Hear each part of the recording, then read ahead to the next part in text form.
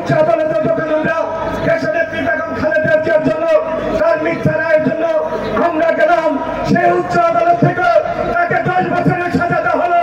আমরা তাদের বলছি এই সরকারের অধীনে কোন আদালতেই মুক্ত নয়, সমস্ত আদালতগুলি দলীয় আদালতে পরিণত করা হয়েছে।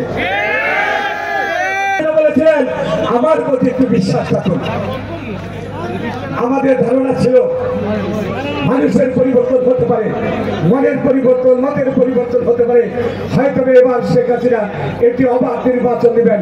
সে 18 সালের নির্বাচনে, সেই নির্বাচনের আগের দিন যখন তার গোয়েন্দা সংস্থা জানিয়েছেন, তারা ইন্ডিয়ার সে ভারতের র জানিয়েছেন যদি আগামী দিনের আগামীকালকে ভোটাররা ভোট কেন্দ্রে যেতে পারে, আওয়ামী লীগ ঠিকই বাংলাদেশে থাকবে না, শেখ হাসিনা ক্ষমতায় বাংলাদেশে যেতে পারবে না।